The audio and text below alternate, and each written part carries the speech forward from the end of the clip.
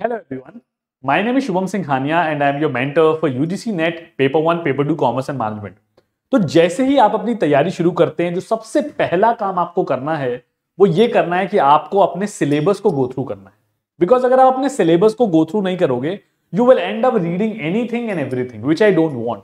तो इस particular session में इस पर्टिकुलर वीडियो में क्या करने वाला हूं, मैं आपसे स्टेप बाय स्टेप पूरा का पूरा यूजीसी नेट पेपर 1 का सिलेबस डिस्कस करने वाला हूं और जहां जहां मुझे रेलेवेंट लगेगा कि मुझे यहां पे आपको बताने की जरूरत है कि कौन से चीज पे फोकस करना है, कौन से टॉपिक पे फोकस करना है, I am also going to talk about that. तो प्लीज वीडियो को एंड तक जरूर देखिएगा and it is going to be very very useful. बहुत लंबी वीडियो नहीं होने वाली है बट बहुत ज्यादा काम की वीडियो होने वाली है, तो प्लीज एंड तक देख लेना। ठीक है, ऐसा मत करना कि क्वेश्चन लगाना शुरू कर दिया या पास्ट ईयर पेपर्स लगाने शुरू कर दिए without having a look on the syllabus. ठीक है, तो ये मैंने आपके यूजीसी नेट की वेबसाइट से सिलेबस को डाउनलोड किया गया है which is applicable for your exam. ठीक है, किसी भी रैंडमली बुक को, किसी भी रैंडमली वेबसाइट को मत चूज करिएगा, हमेशा ऑथेंटिक सिलेबस ही डाउनलोड करिए। बिकॉज अगर आप सिलेबस को ही गलत डाउनलोड कर लेते हैं या गलत सिलेबस से पढ़ना शुरू कर देते हैं you will and up not scoring good marks. Because कई बार क्या होता है कि हम कुछ और पढ़ रहे होते हैं और एग्जाम में कुछ और पूछा जा रहा होता है। तो ऑफकोर्स 2 से 3 सवाल जरूर बाहर से आते हैं but 70 to 80% of the syllabus और the questions are going to be asked from your specific syllabus only. उसी को ऊपर नीचे करके घुमा फिरा के अलग अलग तरीके से पूछा जाता है। तो अगर सिलेबस अच्छे से कवर कर लिया तो एग्जाम क्लियर होना ऑलमोस्ट पक्का है अगर कंसेप्चुअल क्लैरिटी लेके जा रहे हैं। ठीक है, तो जल्दी से सिलेबस को डिस्कस करते हैं और मैंने कुछ इंपॉर्टेंट चीजें हाईलाइट भी करी हुई है जो मैं आपको साथ साथ बताता रहूंगा। ठीक है, तो ये देख सकते हैं आप कि आपका सिलेबस है। अब पहले है ना हम कुछ इंपॉर्टेंट चीजें पढ़ लेते हैं जो जनरली स्टूडेंट्स नहीं पढ़ते। क्या है वो इंपॉर्टेंट चीजें? द मेन ऑब्जेक्टिव क्या है इस पेपर को लेने का कि आपकी टीचिंग और रिसर्च कैपेबिलिटीज को वो आइडेंटिफाई करने की कोशिश कर रहे हैं। इसीलिए जो पेपर 1 का नाम है वो majorly teaching and research aptitude रखा जाता है। बिकॉज ये जो सारी की सारी चीजें हैं जो आपसे पेपर 1 के अंदर पूछी जाती हैं वो आपकी रिसर्च कैपेबिलिटीज और आपके टीचिंग एस्पेक्ट्स को मेजरली टेस्ट करने की कोशिश करती हैं। ठीक है, कि क्या आप एज अ टीचर पढ़ा पाओगे, क्या आपकी कम्युनिकेशन एबिलिटी अच्छी है, क्या आप हायर एजुकेशन को समझते हो कि हायर एजुकेशन की इंपॉर्टेंस क्या है, so on and so forth. ठीक है, और इसका पर्पस क्या है? The test aims at assessing the teaching and research aptitude as well. Candidates are expected to possess and exhibit cognitive abilities. अब आपने थोड़ा सा भी टीचिंग एप्टीट्यूड अगर सुना होगा या पढ़ा होगा या इस टर्म का मतलब आपको पता होगा तो कॉग्निटिव एबिलिटीज होती है your ability to understand. Because क्या होता है कि जब आप कोई भी सब्जेक्ट पढ़ाते हो, लेट से आप प्रिंसिपल्स ऑफ मैनेजमेंट पढ़ा रहे हो, फाइनेंशियल मैनेजमेंट पढ़ा रहे हो, आपको उसको पहले समझना होता है एंड देन आपको उसको डिलीवर करना होता है so that the students can also understand. तो इसलिए ये छोटे छोटे एस्पेक्ट्स हैं जो आपको पता होने चाहिए। कॉम्प्रहेंशन हो गया, एनालिसिस हो गया, इवैल्यूएशन हो गया, अंडरस्टैंडिंग हो गया। बेसिकली अगर आप इसको समझने की कोशिश करो तो ये वो एस्पेक्ट्स हैं जो एक टीचर के अंदर होने चाहिए if you want to become a lecturer और if you want to teach wonderfully to the students. क्योंकि अगर मेरी खुद की कॉम्प्रहेंशन पावर अच्छी नहीं है, अगर मेरी खुद की अंडरस्टैंडिंग लेवल अच्छी नहीं, तो मैं बच्चों को क्या सिखाऊंगा? ठीक है, so therefore all of these things are majorly tested. ठीक है, थोड़ा सा आगे चलते हैं, let's move ahead and have a look. पहला सब्जेक्ट आपका देखते हैं, जो पहला आपका टॉपिक है which is of teaching aptitude. तो ये आपके टीचिंग एप्टीट्यूड का सिलेबस है, इसको वर्ड बाय वर्ड में पढ़ रहा हूं तो प्लीज साथ साथ मेरे पढ़ते जाइएगा। कंसेप्ट, टीचिंग से रिलेटेड कंसेप्ट, ऑब्जेक्टिव्स क्या हैं, लेवल्स ऑफ टीचिंग आपको याद होगा 3 लेवल्स होते हैं, memory, understanding and reflective. Characteristics and basic requirements क्या है टीचिंग के लिए, कि भाई क्या क्या मेजर कैरेक्टरिस्टिक्स होते हैं जो टीचिंग प्रोफेशन के अंदर होते हैं, टीचर के अंदर होते हैं, और उसकी रिक्वायरमेंट क्या है, एलिजिबिलिटी कंडीशन क्या है टीचर बनने की। ठीक है, कुछ होगी जो लीगल रिक्वायरमेंट्स होंगी कि भाई आपको बीएड करा होना चाहिए अगर आप स्कूल में पढ़ाना चाहते हो, अगर आप कॉलेज में पढ़ाना चाहते हो तो यूजीसी नेट क्वालिफाइड होना चाहिए, सो ऑन एंड सो फोर्थ। ठीक है, नेक्स्ट क्या है? Learners characteristics. लर्नर की क्या कैरेक्टरिस्टिक होगी? कैरेक्टरिस्टिक्स भी अलग अलग सेगमेंट्स में डिवाइड की जा सकती हैं। अडोलसेंट की जो कैरेक्टरिस्टिक होगी वो अलग होगी, अडल्ट की जो कैरेक्टरिस्टिक होगी वो अलग होगी, और जो चाइल्ड की कैरेक्टरिस्टिक होगी वो बहुत अलग होगी। तो जब तक एक टीचर उनकी कैरेक्टरिस्टिक्स को समझेगा नहीं, उनको पढ़ाने में प्रॉब्लम आएगी। फॉर एग्जाम्पल, एक जो बच्चा होता है उसके लिए ऐसे टीचर्स हायर किए जाते हैं जो थोड़ा कंपैशनेट हो, ठीक है, जो थोड़े काइंड हो, जो उनकी रिक्वायरमेंट को समझ पाए और जिनका पेशेंस लेवल बहुत हाई। तो सिमिलरली अडल्ट है, अगर आप अडल्ट को डांटने की कोशिश करोगे तो शायद वो और एग्रेसिव हो जाएगा। तो इस तरीके की कैरेक्टरिस्टिक्स को हम पढ़ते हैं लर्नर्स कैरेक्टरिस्टिक्स के अंदर। अब वो एकेडमिक हो गई, सोशल हो गई, इमोशनल हो गई, कॉग्निटिव एबिलिटीज हो गई। ठीक है, इंडिविजुअल डिफरेंसेस क्या क्या हैं, ये सारी चीजें हो गई। फैक्टर्स अफेक्टिंग टीचिंग क्या क्या है? टीचर हो गया, लर्नर हो गया, सपोर्ट एंड मटेरियल, किस तरीके का आप मटेरियल यूज कर रहे हो, क्या आप ऑनलाइन मटेरियल यूज कर रहे हो, ऑफलाइन मटेरियल यूज कर रहे हो, ऑफलाइन यूज कर रहे हो तो क्या डिमॉन्स्ट्रेट कर रहे हो, गूगल मैप का इस्तेमाल कर रहे हो, ठीक है, ग्लोब का इस्तेमाल कर रहे हो, मतलब कौन कौन से टूल्स एंड टेक्निक्स का इस्तेमाल किया जाता है टीचिंग एस्पेक्ट्स को फैसिलिटेट करने के लिए, वो सारे सेगमेंट्स हम यहाँ पे पढ़ेंगे। इंस्ट्रक्शनल मटेरियल हो गया, लर्निंग एनवायरनमेंट एंड इंस्टीट्यूशन हो गया। हम कहते हैं ना कि हमेशा अच्छे कॉलेज से पढ़ने की कोशिश करनी चाहिए, टॉप आईआईटीज और आईएम से पढ़ने की कोशिश करनी चाहिए, क्योंकि वो हमें एक ऐसा इंफ्रास्ट्रक्चर देता है, एक ऐसा एनवायरनमेंट देता है that helps us a lot. तो ये कुछ एस्पेक्ट्स हम डिस्कस करेंगे। देन मोस्ट इंपॉर्टेंट पार्ट, जहां से रीसेंट ईयर्स में सबसे ज्यादा क्वेश्चंस आ रहे हैं, उसको मैंने येलो से हाईलाइट कर दिया है थ्रू आउट द पीडीएफ, ठीक है। तो ये मैं पीडीएफ आपको प्रोवाइड भी कर दूंगा। Methods of teaching in institutions of higher learning, teacher centred versus learner centred methods, offline versus online method, जिसपे स्वयं में कितने, स्वयं क्या है, स्वयं प्रभा में कितने चैनल हैं, मूक्स क्या है, मैसिव ओपन ऑनलाइन कोर्सेज, जो करंट अफेयर्स रिलेटेड स्कीम्स हैं टीचिंग से रिलेटेड, उस पे काफी ज्यादा सवाल ऑलरेडी पूछे जा चुके हैं and there are high chances कि आगे भी पूछे जाए। तो ये आपके टीचिंग एप्टीट्यूड का सेगमेंट है, सिलेबस है, जिसको आपको अच्छे से पढ़ लेना है, ठीक है। आगे चलते हैं, लेट्स मूव अहेड, आगे चलते हैं, सेकंड सेक्शन के ऊपर फोकस करते हैं। What is the second section? Second section हमारा रिसर्च एप्टीट्यूड है। उसके पहले कुछ सेक्शन आई थिंक टीचिंग के बचे होंगे, तो उसको भी साथ में डिस्कस कर लेंगे। Teaching support system, traditional, modern, ICT based. आजकल आप टेक्नोलॉजी का इस्तेमाल कर रहे हैं, अभी आप टेक्नोलॉजी के इस्तेमाल से पढ़ाई कर रहे हैं, ठीक है। Evaluation system, elements and types of evaluation, evaluation in choice based credit system, CBCS, जो भी एप्लीकेबल है काफी जगहों पे। Computer based testing, innovation in evaluation system, क्या क्या इनोवेशन हो रहे हैं, उससे रिलेटेड गवर्नमेंट कुछ स्कीम्स ला रही है, तो वो आपके सिलेबस का इंपॉर्टेंट पार्ट हो जाएगा। So you will have to start thinking on those lines की अगर कोई ऐसा टर्म लिखा हुआ है जो गवर्नमेंट स्कीम से रिलेट किया जा सकता है या किसी करंट अफेयर्स टॉपिक से रिलेट किया जा सकता है, तो आपको उसको पढ़ना पड़ेगा, वो आपके एग्जाम में आने की हाई प्रोबेबिलिटी है, ठीक है। तो ये आपका टीचिंग का सिलेबस हो गया, टीचिंग एप्टीट्यूड का सिलेबस हो गया इनफैक्ट, ठीक है। अब हम आगे पढ़ते हैं सेकेंड टॉपिक पे, सेकेंड यूनिट पे, जो स्टूडेंट्स को बहुत ज्यादा चैलेंजिंग लगता है और लगना भी चाहिए, क्योंकि रिसर्च एप्टीट्यूड एक ऐसा टॉपिक है जो आपने बहुत ज्यादा पढ़ा नहीं होगा अपने ग्रेजुएशन में।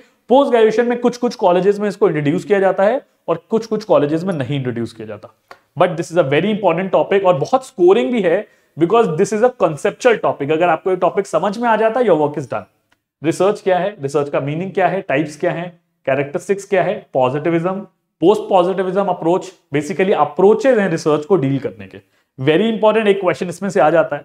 मेथड्स ऑफ रिसर्च हो गए, experimental, descriptive, historical, qualitative and quantitative aspects. जब हम लाइव सेशंस करेंगे तो वहां पे मैं सारे टाइप्स, और भी बहुत सारे टाइप्स हैं, यहाँ पे तो बहुत कम लिखे हुए हैं, बट एग्जाम में आपसे पूछ लिया जाता है, तो उसके बारे में और डिस्कस करेंगे। अप्लाइड रिसर्च हो गया, एक्शन रिसर्च हो गया, so on and so forth. Steps of research, क्या क्या स्टेप बाय स्टेप अप्रोच होता है, problem identification, then we go for literature review, so on and so forth. तो पूरा का पूरा step by step research approach क्या है, प्रोसेस क्या है, उस पर भी सवाल आ जाते हैं, ठीक है। एंड उसमें कहीं पे भी घुमा के सवाल पूछे जा सकते हैं। Thesis and article writing, format, styles of reference. Now this is a very important topic, और मैं क्यों कह रहा हूं, क्योंकि ये एक ऐसा टॉपिक है जो स्टूडेंट्स थोड़ा सा निग्लेक्ट कर देते हैं, इग्नोर कर देते हैं, बट आजकल इस पर्टिकुलर टॉपिक से बहुत सारे क्वेश्चंस पूछे जा रहे हैं। आपसे फुल फॉर्म पूछ लिया जाता है अगर बेसिक क्वेश्चन बनाना है, अगर डिफिकल्ट बनाना है तो हो सकता है आपको एक लाइन दे दी जाए एक एग्जाम्पल के फॉर्म में, और आपसे पूछा जाए कि ये एपीए स्टाइल है, शिकागो है या हार्वर्ड है, so on and so forth. तो प्लीज आइडेंटिफाई करने की कोशिश करिए कि मुझे कोई चीज छोड़ के नहीं जानी है, और ये भी कोई जरूरी नहीं है कि इस अटेम्प्ट में ये इस टॉपिक से क्वेश्चन आया है तो दोबारा इसी से रिपीट हो। तो you have to take a very balanced approach कि मैं हर सेगमेंट कवर करते करते बढ़ रहा हूं, ठीक है। Application of ICT in research, यहां पे आपसे आजकल सॉफ्टवेयर के बारे में पूछा जा रहा है कि भाई स्टार्टा क्या है, ठीक है, आर सॉफ्टवेयर क्या है, थोड़ा सा कॉन्टेक्स्ट जो है वो डेटाबेसेस की तरफ भी जा रहा है, स्कोपस डेटाबेस क्या है, वेब ऑफ साइंस क्या है, ठीक है। And the last one is research ethics, ठीक है। इन्वेजन ऑफ प्राइवेसी तो नहीं है, कुछ एथिकल एस्पेक्ट्स तो नहीं है जो आप वॉयलेट कर रहे हैं। तो ये सारे टॉपिक्स हैं जो आपको रिसर्च एप्टीट्यूड के अंदर कवर करने हैं। मैं जानबूझ के थोड़ा थोड़ा ब्रीफ दे रहा हूं, अदरवाइज तो आप पढ़ ही सकते हो, ताकि आपको थोड़ा सा ब्रॉड आइडिया लगता है, ठीक है। तो ये आपका सेगमेंट हो गया रिसर्च का, ठीक है। अब आगे चलते हैं, let's move to the third segment. Third segment पे मूव करते हैं हम। थर्ड सेगमेंट जो है वो है आपका कॉम्प्रहेंशन का, and the fourth one is communication. Very scoring topic in fact I would say. अब देखिए, जब मैं कॉम्प्रहेंशन की बात करता हूं तो ये इजी भी है स्कोर करना और ये मुश्किल भी है।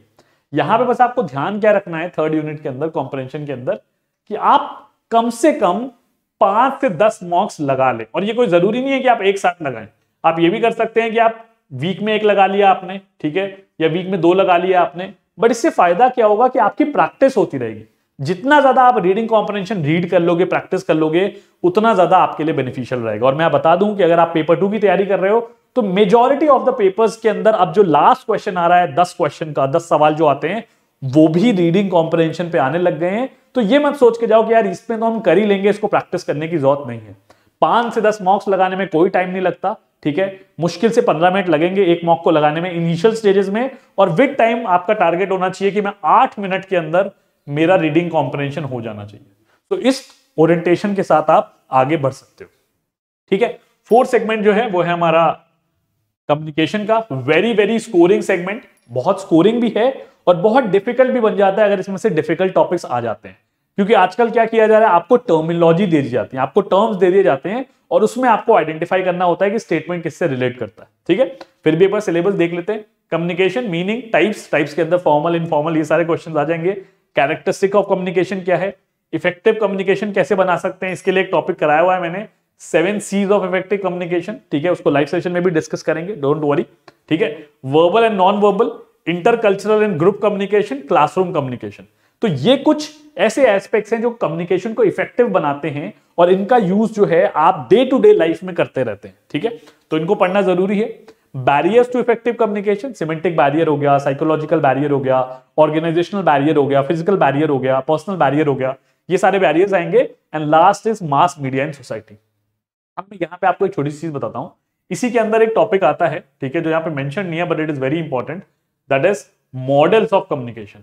अब देखिए कुछ ऐसी चीजें होंगी जो हर बार आपसे एग्जाम में पूछी जाएंगी जो आपको सिलेबस में नहीं मेंशन है। तो आपको क्या करना है, सबसे पहले आपका टारगेट ये होना चाहिए कि जो बेसिक सिलेबस है आप उसको कवर कर लें। एक बार आपका बेसिक सिलेबस कवर हो जाता है, grow through the past year papers, वहां पे जो टॉपिक्स है उनको पढ़ने की कोशिश करिए, ठीक है, प्रैक्टिस करने की कोशिश करिए। और उसके बाद अगर आपको कुछ टाइम मिलता है और अगर आपको कुछ लगता है कि कुछ और रेलेवेंट है जो आप पढ़ सकते हो, जैसे कि कुछ लाइव सेशंस के अंदर जो कुछ टॉपिक्स मैं कवर करूंगा, तो उसको भी आप कवर कर सकते हो।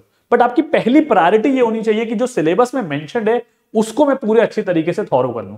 फॉर एग्जांपल अगर मास मीडिया इन सोसाइटी लिखा हुआ है और अगर मैं पेपर सेट कर रहा हूं तो मैं पूरी कोशिश करूंगा कि मास मीडिया सोसाइटी से रिलेटेड जो थ्योरीज हैं, ठीक है, उनको मैं कवर कर लूं कि जो थ्योरीज हैं ये क्या बोलती हैं मास मीडिया के बारे में, कि कैसे वो इंपैक्ट करते हैं लोगों की कम्युनिकेशन को, लोगों के सोचने के तरीके को।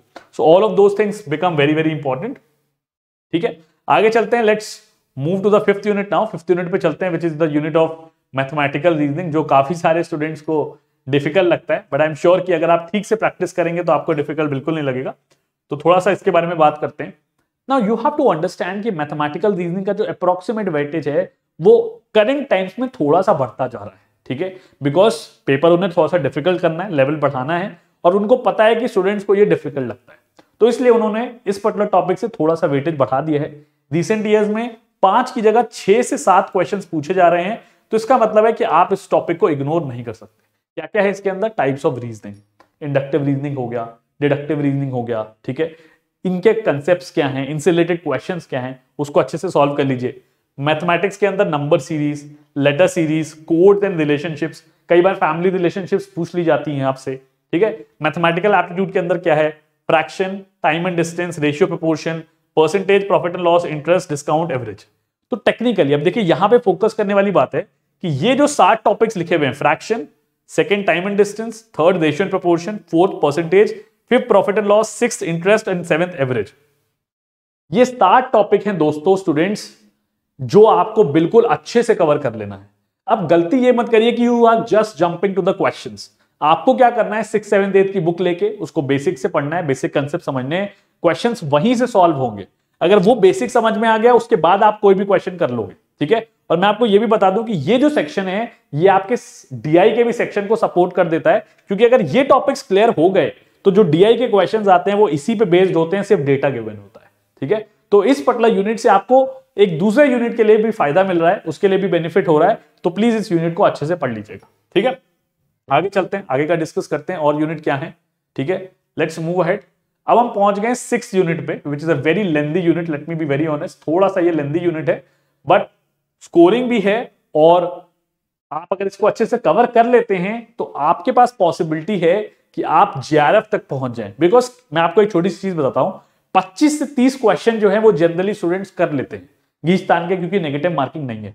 30 के ऊपर का जो बेंचमार्क है वो यहां से शुरू होता है, बिकॉज ये कुछ डिफिकल्ट चैप्टर्स हैं और कुछ लेंदी भी हैं। तो देखिए लॉजिकल रीजनिंग का सिलेबस कितना लंबा गिवन है। Understanding the structure of arguments, argument form, structure of categorical propositions. तो बेसिकली लॉजिकल रीजनिंग से रिलेटेड जो स्ट्रक्चर ऑफ आर्ग्यूमेंट्स वाले क्वेश्चंस होते हैं कि आपको कुछ स्टेटमेंट्स गिवन होती है और आपको आर्ग्यूमेंट आइडेंटिफाई करना होता है कि भाई वैलिड आर्ग्यूमेंट है कि नहीं है, फॉल्स आर्ग्यूमेंट है, ट्रू आर्ग्यूमेंट है। और इसके लिए ये क्वेश्चंस डायरेक्ट नहीं सॉल्व हो सकते, इसके लिए आपको कंसेप्चुअल क्लैरिटी लेनी ही पड़ेगी।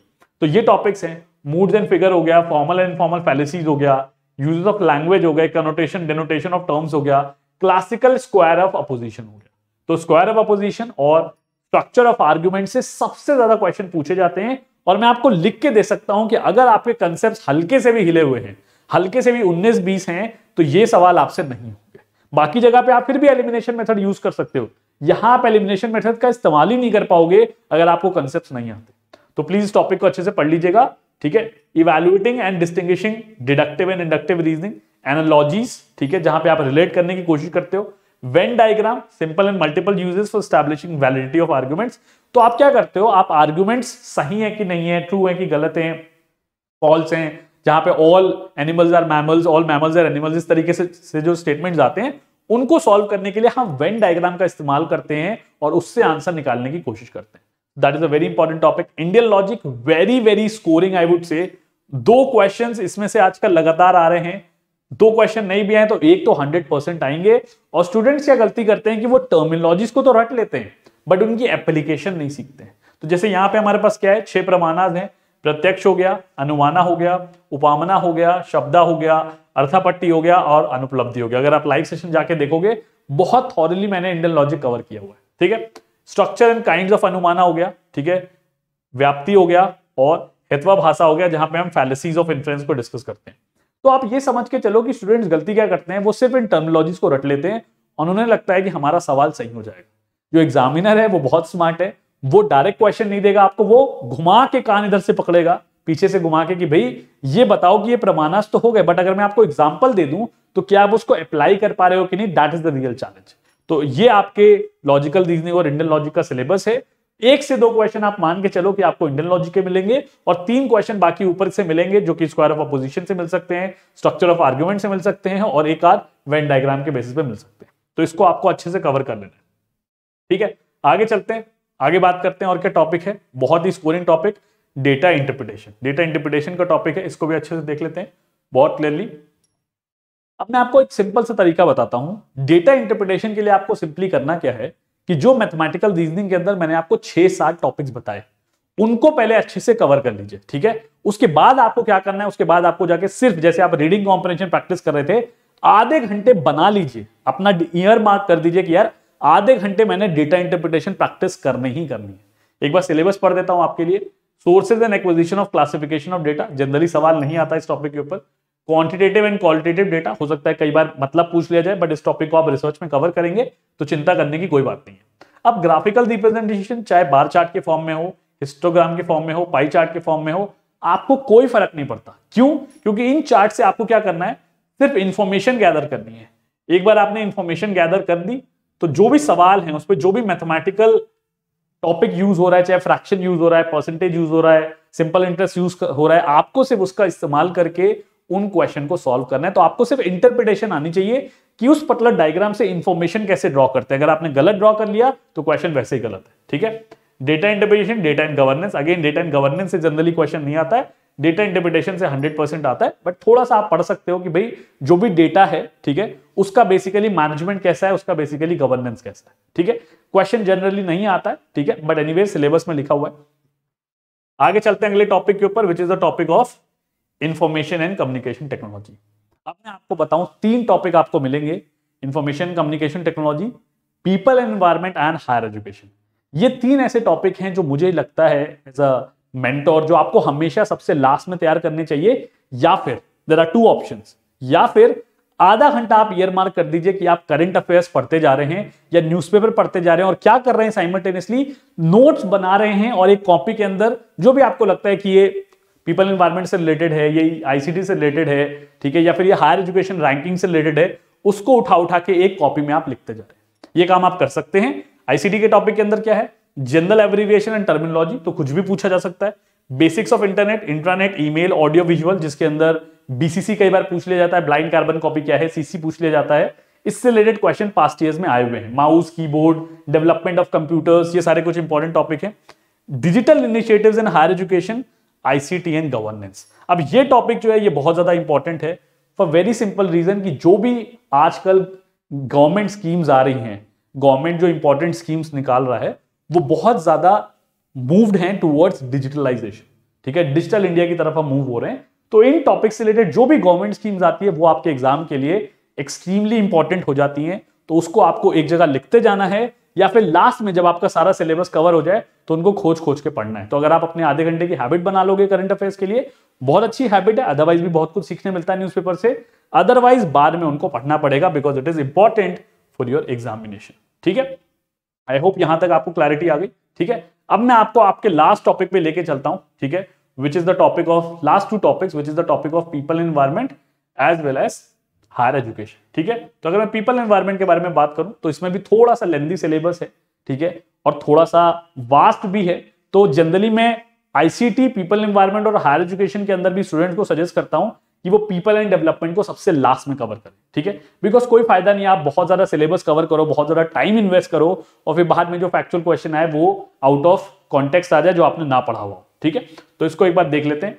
डेवलपमेंट एंड एनवायरमेंट, ठीक है, जिसके अंदर एमडीजी और एसडीजीज। ठीक है, बहुत इंपॉर्टेंट है।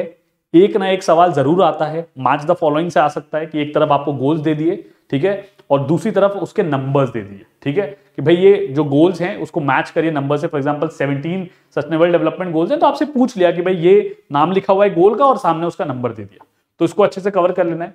ह्यूमन एंड एनवायरमेंटल इंटरेक्शन, जिसके अंदर anthropogenic activities and their impacts on environment, भाई पॉल्यूटेंट्स क्या हैं, प्राइमरी पॉल्यूटेंट्स क्या हैं, सेकेंडरी पॉल्यूटेंट्स क्या हैं, ये ऐसी एक्टिविटीज जो एनवायरमेंट को हार्म करती हैं, उस पे कुछ असर्शन रीजनिंग बेस्ड क्वेश्चन पूछ लिए जाते हैं। ठीक है, एनवायरमेंटल इश्यूज हो गए, local, regional, global, air pollution, water pollution, soil pollution, types of pollution, basically climate change and it's socio economic political dimension. क्योंकि जो क्लाइमेट चेंज है, जो इन्वायरमेंटल पैरामीटर्स हैं, वो सिर्फ लोकल प्रॉब्लम नहीं है, आजकल ग्लोबल प्रॉब्लम हो गई है। तो उस पर काफी सारे इंडेक्सेस निकाले गए हैं, जैसे इन्वायरमेंटल पॉल्यूशन इंडेक्स है, कुछ बहुत सारे ऐसे ऑर्गेनाइजेशन है, इंस्टीट्यूशंस हैं जो ग्लोबली रैंक करते हैं कि यार सबसे मोस्ट पॉल्यूटेड सिटी कौन सी है, मोस्ट पॉल्यूटेड कंट्री कौन सी है, एयर क्वालिटी इंडेक्स क्या है। तो ये छोटे छोटे टर्मिनोलॉजी जो मैं आपको दे रहा हूं, इसमें करंट अफेयर्स बहुत ज्यादा पूछे जाते हैं। तो आपको स्टैटिक पोर्शन भी कवर करना है जो आपके सिलेबस का पार्ट है, जहां पे फैक्चुअल डेटा होगा, और साथ साथ आपको करंट अफेयर्स भी कवर करने हैं इस पर्टिकुलर यूनिट से। और सबसे ज्यादा करंट अफेयर्स इसी यूनिट से पूछे जाते हैं, ये भी आप याद रखिएगा। ठीक है, impacts of pollutants in human health, हो सकता है आपसे डिजीज के बारे में पूछ लिया जाए कि भाई एनीमिया किससे होता है, ठीक है, गॉइटर किससे होता है, ठीक है, और भी बहुत सारी जो बीमारियां होती हैं, कैटरैक्ट हो गया, बहुत सारी अदर डिजीजेस जो हैं जहां पे इन्वायरमेंट का रोल होता है, जिसको हम वाटर बॉर्न डिजीज कहते हैं, ठीक है, एयर बॉर्न डिजीज कहते हैं, सो ऑन एंड सो फोर्थ, तो वो पूछी जा सकती हैं। Natural and energy resources, solar, wind, soil, hydro, geothermal, biomass, nuclear and forest. ये इतना इंपॉर्टेंट टॉपिक है कि मैं आपको कुछ ज्यादा बोल नहीं सकता, बिकॉज जो रैंकिंग होती है कि कितना हम पावर जनरेट कर रहे हैं, सोलर पावर कितना जनरेट कर रहे हैं, टारगेटेड माइलस्टोन क्या है कि कितने टाइम पीरियड में कितना वॉट सोलर से हम पावर जनरेट करेंगे, ठीक है, या इन सोर्सेज के बारे में, एनर्जी सोर्सेज के बारे में बात की जाए तो इनको रैंकिंग करिए बेस्ड ऑन देयर पोटेंशियल कि 2030 तक इनका पोटेंशियल क्या होगा या करंट इनका क्या पोटेंशियल है। इस पे बहुत ज्यादा क्वेश्चंस आते हैं और इसका सिंपल तरीका क्या है कि जो रिपोर्ट रिलीज होती है इन टॉपिक से रिलेटेड, जो रिपोर्ट रिलीज होती है गवर्नमेंट ऑफ इंडिया की, उसके अंदर ये सारा का सारा फैक्चुअल डेटा मिल जाएगा। मैंने लास्ट ईयर भी इसको लाइव सेशन में कवर किया था, इस बार भी आपके लिए कवर कर दूंगा। ठीक है, नेचुरल हजार्ड्स एंड डिजीजेस, ठीक है, एनवायरमेंटल प्रोटेक्शन एक्ट 1986, एक क्वेश्चन कई बार पूछ लिया जाता है। ठीक है, बट जो इंपॉर्टेंट एग्रीमेंट्स है, जैसे यहां पे कुछ एग्रीमेंट्स का नाम लिखा हुआ है, national action plan in climate change, international agreements, Montreal protocol, Rio summit, convention of biodiversity, Kyoto protocol, बहुत बार क्वेश्चन आया है, Paris agreement and international solar alliance. तो जितने भी एग्रीमेंट्स होते हैं national as well as international, जितनी भी गवर्नमेंट स्कीम्स आती हैं जो इन्वायरमेंटल ओरिएंटेड हैं, वो सारी की सारी आपको डीपली कवर करके जानी है, उसको आप छोड़ के जाना अफोर्ड नहीं कर सकते। देखो दोस्तों, ये बात समझ के चलिए कि ये जो आईसीटी, पीपल एनवायरमेंट और हायर एजुकेशन के क्वेश्चन है ना, या तो ये आपको मेक कर सकते हैं या तो ये आपको ब्रेक कर सकते हैं। क्योंकि लेट से किसी अटेम्प्ट के अंदर पीपल एनवायरमेंट से ज्यादा क्वेश्चन पूछ लिए गए, 6-7 क्वेश्चन पूछ लिए गए और सारे फैक्चुअल है, और आपको उनमें से कुछ भी नहीं आता, तो सोचो आपका स्कोर कहां चला जाएगा। और उसी में क्या है, अगर आप करंट अफेयर्स पढ़ के जा रहे हो, अगर आप इन चीजों को लेके अवेयर हो और पढ़ाई कर रहे हो, रीड कर रहे हो, नोट डाउन कर रहे हो, देखो मगअप करने की एक लिमिट है, ठीक है। तो अगर आप नोट बनाते जाओगे अपने साथ साथ और उसको याद करते रहोगे, या आपने लेट से जहां भी आपका टेबल है वहां पे आपने चिपका लिया, ठीक है, कि ये चीजें मुझे याद करनी है, या दिन में 2 बार उस पर नजर डालनी है, it is automatically going to be very very helpful, ठीक है। तो इस चीज पे फोकस करिएगा और ये यूनिट बहुत आराम मक्खन की तरह ये टॉपिक भी कंप्लीट हो जाएगा, ठीक है। आगे चलते हैं, let's talk about the next topic, जो कि लास्ट टॉपिक है हमारा हायर एजुकेशन का, ठीक है। तो इसको डील कर लेते हैं एक बार। मैं आपको बता दूं, हायर एजुकेशन के अंदर जो सबसे इंपॉर्टेंट टॉपिक है वो रैंकिंग का है और कमिटीज का है, जो फॉर्मुलेट की गई थी during the development of education system. Radhakrishnan committee है, ठीक है, देन और भी बहुत सारी कमिटी है, मुरलीधर कमीशन कमिटी है। इस तरीके से जो भी इंपॉर्टेंट कमिटीज हैं और जो भी इंपॉर्टेंट रैंकिंग है, NIRF रैंकिंग हो गई, QS रैंकिंग हो गई, वर्ल्ड यूनिवर्सिटी रैंकिंग हो गई, टाइम्स हायर एजुकेशन रैंकिंग हो गई, ये रैंकिंग आपके टिप्स पे होनी चाहिए, not just in overall but in terms of various categories. For example NIRF management category में है, ठीक है, डेंटल में है, आर्किटेक्चर में है, इंजीनियरिंग में है, ओवरऑल है, सारी कैटेगरीज की जो टॉप 2-3 रैंक्स हैं वो आपको पता होनी चाहिए, ठीक है। एक बार सिलेबस देख लेते हैं। Institutions of higher learning and education in ancient India. Ancient India में कौन कौन सी यूनिवर्सिटीज फेमस थी? नालंदा यूनिवर्सिटी बहुत फेमस है, ठीक है, विक्रमादित्य यूनिवर्सिटी बहुत फेमस है। तो कुछ ऐसे इंस्टीट्यूशंस हुए हैं एंशिएंट टाइम में जिन्होंने बहुत ज्यादा ग्रोथ एंड डेवलपमेंट करी है in terms of art and scriptures, उसके बारे में आपको जानकारी होनी चाहिए, ठीक है। Evolution of higher learning and research in post independence era, oriental conventional non conventional learning programs, आजकल जैसे स्वयं निकाला जा रहा है, मूक्स निकाले जा रहे हैं, बहुत सारे एडटेक कोर्सेज आ रहे हैं जहां पे artificial intelligence, data analytics, artificial neural network, इस तरीके के स्कीम्स और चीजों को प्रमोट किया जा रहा है, ठीक है। तो उससे रिलेटेड जो करंट अफेयर्स है उसको अच्छे से देख लीजिए, ठीक है। Professional technical and skill based education, ये स्टैटिक पार्ट है। Value education, environmental education, again static part है। पॉलिसीज, गवर्नेंस एंड एडमिनिस्ट्रेशन, ये भी स्टैटिक पार्ट है। तो ये स्टैटिक पार्ट है, ठीक है, जो आपको आराम से सिलेबस में मिल जाएगा, इनको सिर्फ आपको सर्च करके पढ़ना है। जो ऊपर के टॉपिक्स हैं, ठीक है, उसके अंदर मेजरली आपको रैंकिंग और कमिटीज पढ़नी है, ठीक है। कुछ नई कमिटी आ रही है, न्यू एजुकेशन पॉलिसी जैसे है, बहुत इंपॉर्टेंट टॉपिक, दोनों अटेम्प्ट्स में क्वेश्चन पूछे गए। अभी यूजीसी काफी सारे रेगुलेशंस लेके आ रही है पीएचडी से रिलेटेड, तो ये सारी चीजें आपके इस पर्टिकुलर यूनिट के लिए बहुत ज्यादा इंपॉर्टेंट हो जाती है, ठीक है। तो ये मोटा मोटा ब्रॉडली आपका सिलेबस था। अब यहां पे मैं एक लाइन पढ़ने वाला हूं, प्लीज इस लाइन पे गौर करिएगा। 5 questions each carrying 2 marks are to be set from each module.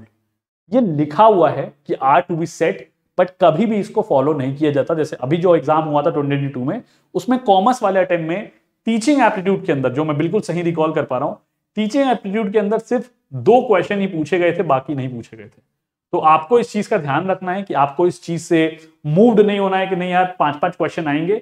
आपको यह ध्यान रखना है कि वो कभी रिसर्च को ज्यादा वैल्यू दे सकते हैं, वो कभी डीआई को ज्यादा वैल्यू दे सकते हैं, और वो कभी पीपल एनवायरमेंट या फिर किसी भी और यूनिट को वैल्यू दे सकते हैं। तो आपको एक बैलेंस्ड अप्रोच लेते हुए सारे टॉपिक्स को कॉम्प्रिहेंसिवली कवर करना है और प्रैक्टिस करते जाना है। यहां पे स्मार्ट वर्क से आप इतना कर सकते हैं कि जो फैक्चुअल टॉपिक है उसको आप थोड़ा सा बाद में रख लीजिए, और जो बाकी कंसेप्चुअल टॉपिक है, एप्लीकेशन बेस्ड टॉपिक है, उसको आप पहले रख लीजिए, ताकि थोड़ा सा आपको कॉन्फिडेंस बूस्ट हो जाए, ठीक है। That was all about this particular session. I hope आपको बहुत ज्यादा क्लैरिटी आ गई होगी कि पेपर 1 के सिलेबस को आपको कैसे करना है थोड़ा सा, और ब्रॉडली आपको सिलेबस का भी आइडिया लग गया, ठीक है। कोई भी डाउट हो प्लीज झिझकिएगा मत कि इतना छोटा सा डाउट है मैं कैसे पूछ रहा हूं। सेशन के अंदर आप कमेंट करके मुझसे पूछ सकते हैं, कमेंट करके, या जो भी कोई और डाउट है आप मुझसे टेलीग्राम ग्रुप पे भी पूछ सकते हैं, ठीक है। चलो, that was all. Keep preparing, all the very best and start your preparations early. Thank you and keep preparing.